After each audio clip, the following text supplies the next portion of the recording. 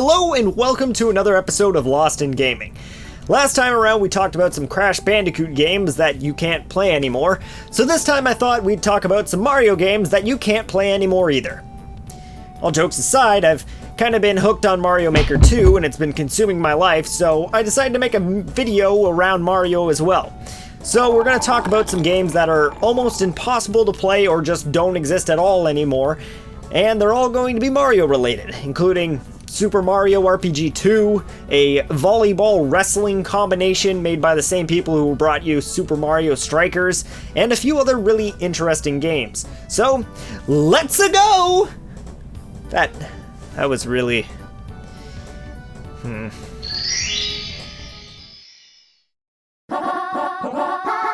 Let's go! The first two games we're going to talk about are some redemption arcade games for Mario.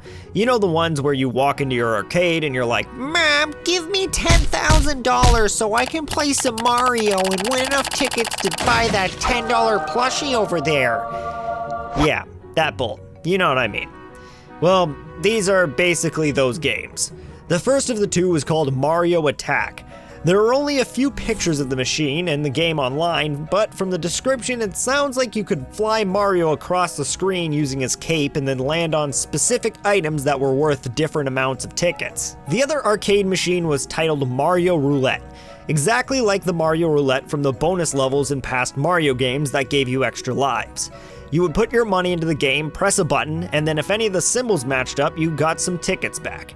There's actually a decent amount of footage of this game, but due to its extreme rarity, it's hard to find a machine to play, and no one that owns one has decided to dump a ROM of it online, so good luck finding one to play. Moving away from the arcade machines, we have a tech demo for the DS that was shown off at E3 2004. The game was basically an upgraded version of the Mario 64 title screen to show off what the DS could do. It included not only a Mario head, but also a Wario head you could stretch and deform in any way you wanted to.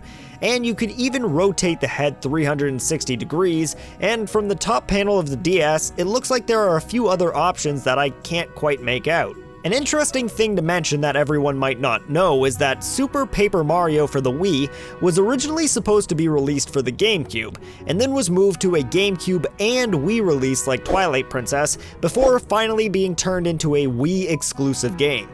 There are multiple references of the GameCube version and mentions of differences between the two versions, including character names and how different features of the game could be activated. IGN has a trailer posted on their YouTube of the GameCube version that you've been seeing this whole time while I've been talking. And there are a few differences that you can notice. For example, Mario is somehow in Line Land with Throw, even though he shouldn't have them unlocked yet. And World 4-4 has a completely different background. It would have been cool to have a GameCube version of this great Wii game, but sadly it never happened. And on top of that, we haven't even found any leaked builds of the game anywhere, so we couldn't even test it or play it, which is a little disappointing. Do you guys remember those really awesome Mario learning games like Mario's Missing and Mario's Time Machine? Remember how cool those were? Well, what if someone took that awesome idea and then put it on a Philips CDI and called it Mario Takes America? Doesn't that sound awesome? Yeah, that's a great idea. Mario Takes America was developed by Sigma, a Toronto-based gaming company, who had the bright idea of having Mario visit places in America as a learning experience.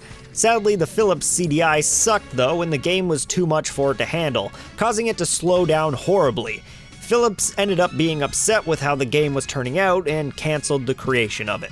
The game was going to have Mario start in New York and travel across America using different vehicles to get to Hollywood. Live-action shots were recorded using boats, helicopters, and cars, and had 2D Mario images based on the most recent cartoon on screen. Just in case they lost the rights to Mario, images of Sonic and some of their own original characters were programmed into the game.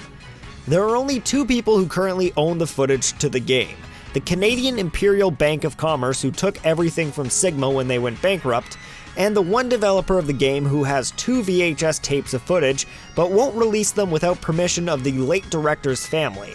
So at the moment we're just going to have to live without this Mario classic. Do you like Mario Paint? Are you a huge Mario Paint fan? Well, then it sucks to be you, because there are supposed to be eight more Mario Paint games for the Nintendo 64 disk drive that were never released. To be fair, 4 of them have been found, but another 4 still have yet to exist. But we do know a little bit about them, and by a little bit, we basically know the title of each game. The 4 games that were released in Japan on the Nintendo 64 disk drive were Paint Studio, an updated version of Mario Paint with more features that even included the ability to allow you to upload your own images to the game using the Game Boy camera or the capture cartridge. And it also had 4-player multiplayer so you could draw with your friends. Talent Studio was a pretty weird concept that let you take pictures or videos into the game and put them on a 3D model and even animate them. You could also create your own avatars called Talent and upload them to SimCity 64. This avatar concept was later brought back as the Mii characters we know today. Polygon Studio actually let you design 3D polygon shapes and import them into a minigame called Sound Bomber that was basically the precursor to WarioWare. And lastly, the most interesting, the Communication Kit, which let players upload their creations online for others to look at and download for their own use. The 4 games never released were titled Video Jockey Maker, Sound Maker, Graphical Message Maker, and Game Maker.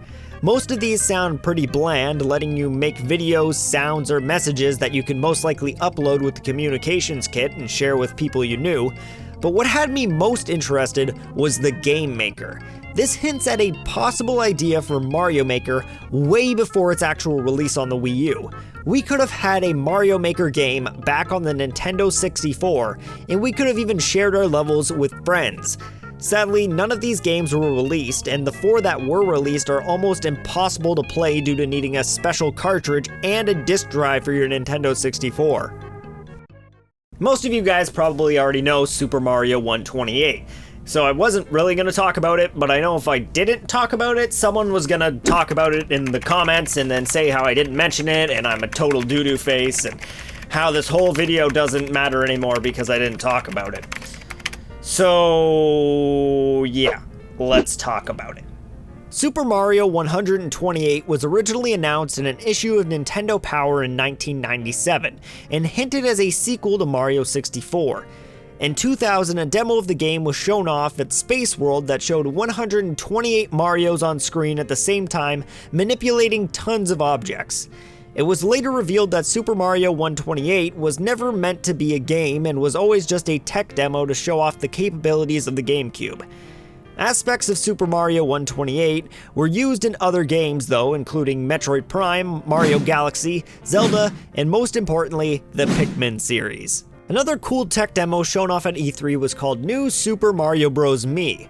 It was the predecessor to Super Mario Bros. Wii U and allowed you to play as Miis in the demo, which was later brought forward into future Mario Bros. Games. But this demo is basically nothing too special, just a short 10 minutes and then it shuts off. This specific build was never released to the public, but we can see it in this short E3 footage. Down to the last 3 games, and these are the most interesting of the bunch that you sadly can't play anymore. I want to play them too. Mommy.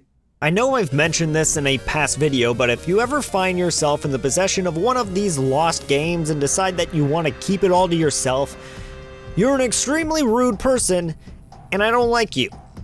On that topic, welcome to Mario Kart XXL, a Mario Kart racer for the Game Boy Advance. The game was a tech demo created by Denarius Entertainment Software to show off the Game Boy Advance's ability to render and rotate 2 different backgrounds on one screen. The most interesting part of this though is that the game is rendered in full 3D, which is pretty unusual for the Game Boy Advance. My guess is that this was possible because there's only one course and one character that was developed, so there isn't a huge space limitation compared to when having to make a fully fledged game. There's only been one copy of the game found so far, and it's held by one man who is unwilling to upload the game online for others to try and enjoy for themselves. I won't mention his name, but it really wouldn't be hard to find on your own. Either way, due to this one guy, the rest of humanity must sit and just watch a video instead of enjoying someone else's creation for themselves. Pretty much all of us know Super Mario RPG. But what is a bit less known is that a sequel was in the works titled Super Mario RPG 2. How surprising. The game was supposed to have 2D cutouts in a 3D world resembling a comic strip and... Wait a minute, doesn't that sound for... Yep, that's Paper Mario. Paper Mario is actually the final outcome of what was left over from the development of Super Mario RPG 2. From a few screenshots we have, there are differences between the two games, but how much is different we will probably never know since no builds of Super Mario RPG 2 have ever been released to the public. I mean, we can just assume that nothing changed and Super Mario RPG 2 and Paper Mario were basically the same game till they changed the name, but that wouldn't be fun, would it? The last game on our list and one of the most interesting is Super Mario Spikers. Now, if you don't know Super Mario Strikers, you're missing out. It's an extremely fun game that always has everyone screaming in excitement at every convention and party I've ever seen it at. It's that kind of game that would have a crowd on its feet at the biggest tournaments in the world. Sadly, it was born a little too early for that to ever happen.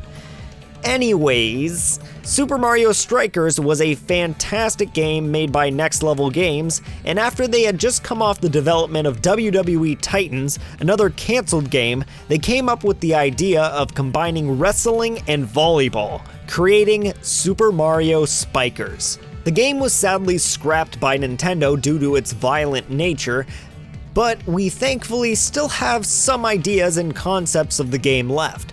The arenas that each match would take place in varied pretty drastically, from a massive wrestling arena to a game show like volleyball course that would each have a different twist, making each course a bit different from the last. Wrestling moves were also implemented in the game to allow you to beat on your opponents and give you an advantage in the match. Next Level Games did bring a well-rounded and fully built prototype to Nintendo to let them look it over and play it before release, so one version of the game does exist somewhere out there. Exactly where, we may never know, maybe at Nintendo HQ, maybe with Next Level Developer, or maybe in some landfill somewhere, but sadly it may be another game that's lost forever that we will never be able to enjoy for ourselves. Thank you all for watching, and for those of you who made it this far, I really want to thank you for sticking around through the huge hiatuses. I know I haven't been making as many videos as I used to, and I know it's been almost half a year since my last one. So I'm hoping to get back into the swing of things. Life has been a little bit crazy working an 8-hour job and multiple other jobs, and I'm doing a lot with my life. But if you want to learn more about that, I stream a lot on twitch.tv/Badman Reviews, so go over there and give it a follow. I try to stream as much as I can, and you can go ahead, come on, stop by, ask questions. I play a lot of things, play a lot of Mario Maker, play a lot of, I got this thing going on called the Backloggery Challenge, where I'm going through all of the games on my backloggery and just trying to beat them. All the games that I haven't beaten, you can even go through the list and recommend what I play next. It's all up to you guys. It's really fun, so come check it out, and hopefully you'll see another video really soon. I got a lot of reviews on the mind, but we'll see. Until then, I'll see you all in the next video. I love you all. Bye!